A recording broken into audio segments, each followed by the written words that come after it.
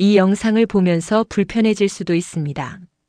왜냐하면 오늘 이야기할 내용은 누군가를 비난하는 이야기가 아니라 내가 관계 안에서 어떻게 참아왔는지를 정면으로 마주하게 만들기 때문입니다. 우리는 흔히 서운함을 별거 아닌 감정이라고 말하지만 실제로는 관계를 가장 조용하게 무너뜨리는 감정입니다. 소리도 없고 티도 잘 안 나고, 그런데 어느 순간 보면 이미 돌아갈 수 없는 선을 넘겨버립니다. 관계 초반에는 웬만한 건 다 넘어갑니다. 원래 그런 성격이겠지. 바빠서 그럴 수 있지. 내가 조금 이해하면 되지. 문제는 이 이해가 소멸되지 않고 저장된다는 것입니다. 우리는 기억하지 않으려고 해도 서운했던 순간을 이상하게 잘 기억합니다. 왜냐하면 서운함은 단순한 감정이 아니라 나의 가치가 위협받았다는 신호이기 때문입니다. 그래서 뇌는 말합니다. 이건 기억해둬야 해. 이 순간부터 관계는 서서히 감정 저금통이 됩니다. 중요한 사실 한 가지. 기대가 없는 곳에 서운함은 없습니다. 전혀 기대하지 않는 사람에게는 아무것도 느끼지 않죠.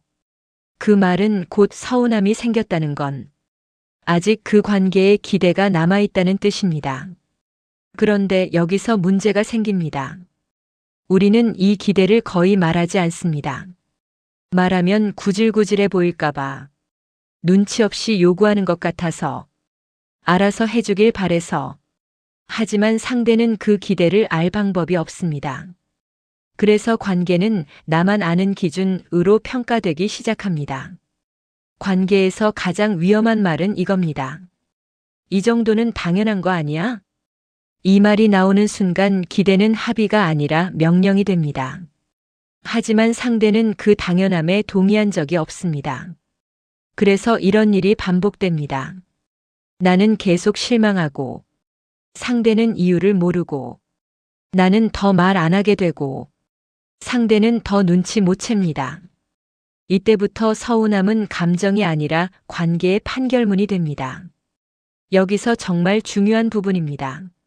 사람들이 서운함을 말하지 않는 이유는 성격 때문이 아니라 학습된 경험 때문입니다. 예전에 말해봤는데 무시당했을 때 그걸 왜 그렇게 받아들여? 그건 내가 예민한 거야. 이 경험은 이렇게 학습됩니다. 말해도 소용없다.